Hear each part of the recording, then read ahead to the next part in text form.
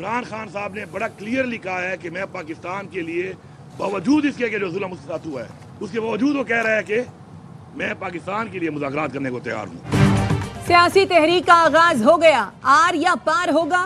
90 دن گزشتہ روز سے شروع ہو چکے ہیں۔ وزیر اعلیٰ خیبر پختونخوا علی امین گنڈاپور کی پریس کانفرنس، کہا تحریک کا اعلان بانی نے کیا، وہی لیڈ کر رہے ہیں۔ بانی پی ٹی آئی نے کہا ہے وہ مذاکرات کے لیے تیار ہیں، ہمارے خلاف کارروائیاں جاری ہیں، قانون سب کے لیے ایک جیسا ہونا چاہیے، ثابت کریں میں نے کوئی جرم کیا ہے تو سزا کے لیے تیار ہوں، وقت ضائع کر کے اپنے مقاصد حاصل کیے جا رہے ہیں، مخصوص نشستیں بھی لے لیں، ہمارے خلاف مقدمات میں انہیں کچھ نہیں ملا۔ علی امین گنڈاپور لاہور سے پشاور کے لیے روانہ۔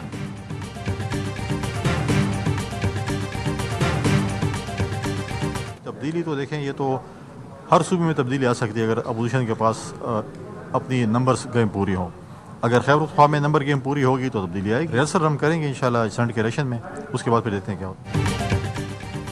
اپوزیشن کے پاس نمبرز گیم پوری ہو تو ہر صوبے میں تبدیلی آ سکتی ہے۔ ریہرسل سینٹ الیکشن میں ہوگی۔ گورنر خیبر پختونخوا فیصل کریم کنڈی کہتے ہیں مولانا فضل الرحمان اور نون لیگ سے صوبے کی سیاسی صورتحال پر بات ہوئی ہے، امید ہے سینٹ الیکشن اپوزیشن جماعتیں مل کر لڑیں گی۔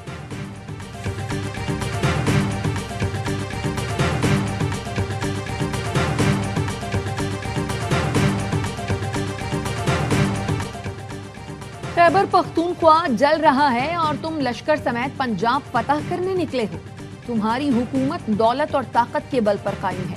جے یو آئی رہنما حافظ حمداللہ کہتے ہیں خیبر پختونخوا کی عوام لاشیں اٹھا رہے ہیں اور آپ کو بسکٹ کھانے سے فرصت نہیں۔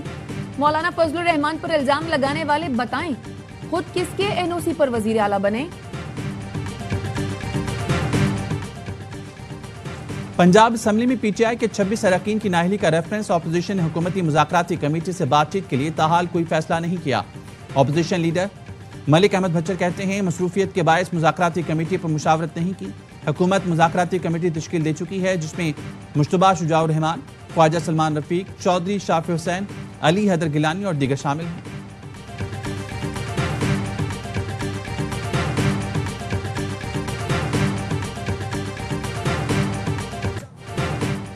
دنیا بھر میں کشمیری یوم شہدائے کشمیر منا رہے ہیں۔ حریت کانفرنس کی اپیل پر مقبوضہ کشمیر میں ہڑتال، صدر آصف زرداری کا یوم شہدائے کشمیر پر شہداء کو خراج عقیدت، کہا کشمیری عوام کی جاری جدوجہد آزادی انہی 22 شہداء کی قربانیوں کا تسلسل ہے، کشمیریوں کی سیاسی، اخلاقی، سفارتی حمایت جاری رکھیں گے۔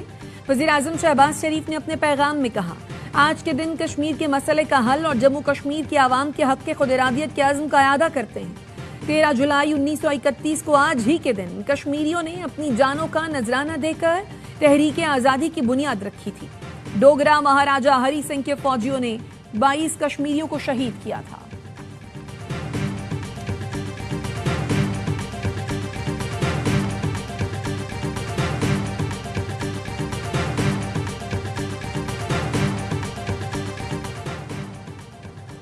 صدر ٹرمپ کی ثالثی کی تجویز نے امن کا دروازہ کھولا، لیکن بھارت نے انکار کر کے یہ دروازہ خود ہی بند کر دیا۔ امن سے انکار جنگی ذہنیت کا ثبوت ہے۔ وزیر داخلہ محسن نقوی کا خون کا نذرانہ پیش کرنے والے بہادر کشمیریوں کو خراج عقیدت۔ پیغام میں کہا شہداء کے لہو سے اٹھنے والی آزادی کی پکار کو بندوق، قید یا کرفیو سے دبایا نہیں جا سکتا، یہ پکار نسلوں تک زندہ رہے گی۔ وزیر اعظم آزاد کشمیر چودھری انوار الحق کہتے ہیں شہداء کی قربانیاں رائیگاں نہیں جائیں گی، مقبوضہ کشمیر بھارتی قبضے سے آزاد ہوگا، سری نگر اور جموں میں سبز ہلالی پرچم لہرائے گا۔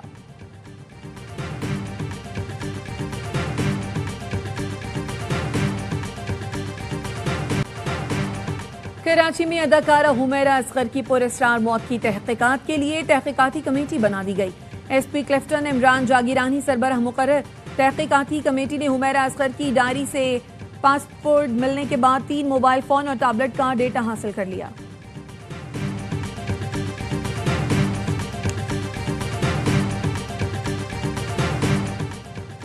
توانائی بحران سے نکلنے کے لیے سندھ کے پاس وافر وسائل موجود ہیں۔ سندھ کو اختیار اور سہولتیں دی جائیں تو توانائی کے شعبے میں انقلاب لایا جا سکتا ہے۔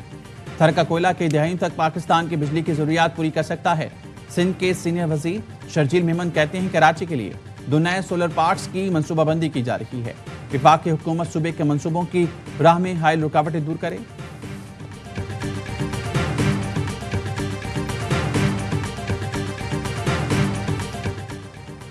اسلام آباد سمیت چاروں صوبوں کی سیوریج کے نمونوں میں پولیو وائرس کی تصدیق. ذرائع کا کہنا ہے اسلام آباد سمیت 20 اضلاع کے 28 نمونوں میں وائلڈ پولیو وائرس 1 پایا گیا. سندھ کے 10 اضلاع کے 14 سیوریج سیمپلز پولیو پازیٹیو نکلے. لاہور اور بلوچستان کے 3 اور کے پی کے 5 سیمپلز میں پولیو وائرس پایا گیا. اسلام آباد کے 2 اور آزاد کشمیر میں 1 سیمپل میں وائرس پایا گیا.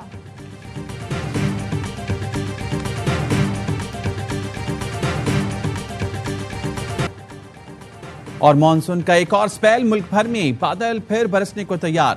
محکمہ موسمیات کی آج اسلام آباد، پنجاب اور خیبر پختونخوا، شمال مشرقی بلوچستان، کشمیر اور گلگت بلتستان میں بارش کی پیشگوئی. ندی نالوں میں طغیانی اور پہاڑی علاقوں میں لینڈ سلائڈنگ کا خدشہ. سندھ کے بیشتر اضلاع میں موسم گرم اور شدید حبس رہنے کا امکان. سکھر، لاڑکانہ، جیکب آباد اور سندھ کی ساحلی پٹی پر بارش متوقع. کراچی ایئرپورٹ پر ایئر لائن عملے کی سنگین غفلت، ایک نام کے 2 مسافر ایک منزل پر روانہ، دوسرا ایئرپورٹ پر ہی رہ گیا. پاکستان ایویشن اتھارٹی کا کہنا ہے ایئر لائن عملے سے غلطی ہوئی. عارف علی نامی شخص کو مقامی نجی ایئر لائن سے دبئی جانا تھا، لیکن وہ غلطی سے غیر ملکی ایئر لائن کے کاؤنٹر پر چلا گیا، جہاں سے اس کو بورڈنگ پاس بھی جاری ہو گیا. کچھ دیر بعد غیر ملکی ایئر لائن کا اصل مسافر عارف علی بھی پہنچ گیا، جس پر عملے کو غلطی کا احساس ہوا اور اس نے پہلے جاری کیا گیا بورڈنگ پاس واپس لے لیا. اس دوران دبئی جانے والی پاکستانی نجی ایئر لائن نے بورڈنگ بند کر دی. ایئرپورٹ حکام کے مطابق عارف علی مزدور ہے، اس کے پاس دوسرا ٹکٹ لینے کی رقم نہیں.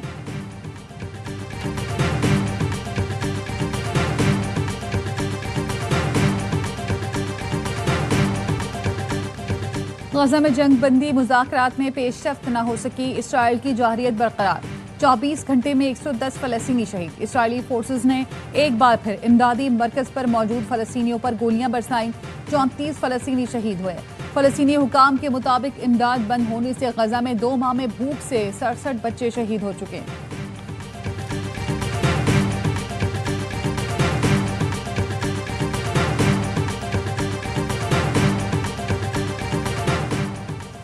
ایرانی سپریم لیڈر آیت اللہ خامنئی کی امریکہ اور اسرائیل پر شدید تنقید. کہا غزہ میں امداد فراہمی کا طریقہ نسل کشی کی بدترین شکل ہے.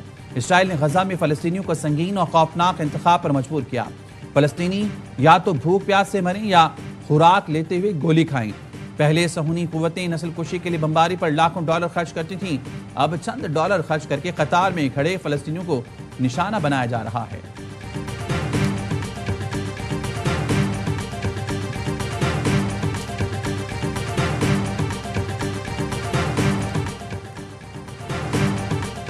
کوئی افسردگی ہوگی نہ ہی کوئی بیلسٹک میزائل ہوگا. اسرائیلی وزیر اعظم نتن یاہو نے مذاکرات کے لیے ایرانی وزیر خارجہ کی پیشکش مسترد کر دی.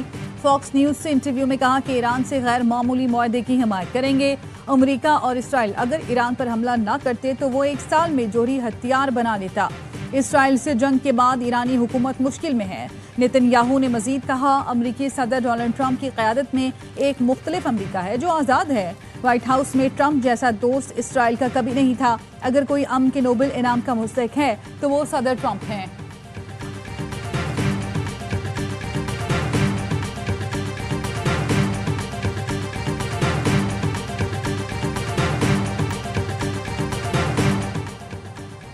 سولہ جون کو اسرائیل کے تہران پر فضائی حملے میں ایران کے صدر ڈاکٹر مسعود معمولی زخمی ہوئے تھے. فارس نیوز کے مطابق حملے کے وقت تہران کی عمارت میں سپریم نیشنل سیکیورٹی کونسل کا اجلاس جاری تھا. عمارت کے داخلی اور خارجی راستوں پر 6 میزائل داغے گئے تھے جن کا مقصد حکام کے نکلنے کا راستہ بند کرنا تھا.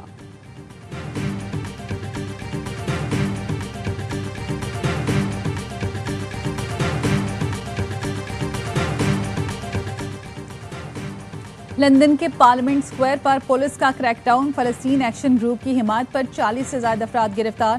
برطانوی میڈیا کے مطابق گرفتار افراد میں خواتین، بزرگ اور طلبہ شامل. گرفتار افراد کو 14 سال قید کی سزا ہو سکتی ہے. گزشتہ ہفتے بھی اسی الزام میں 29 افراد کو حراست میں لیا گیا تھا. مینچسٹر، کارڈف اور نارتھ آئرلینڈ میں بھی مظاہرے. برطانوی اسلحہ ساز کمپنیوں کی عمارتوں پر احتجاج کیا گیا. مظاہرین کا کہنا ہے ہم جنگی جرائم کے خلاف آواز بلند کر رہے ہیں. برطانوی حکمران جماعت لیبر پارٹی کے 60 اراکین پارلیمنٹ کا فلسطینی ریاست کو فوری تسلیم کرنے کا مطالبہ. برطانوی حکومت کو خط لکھ دیا.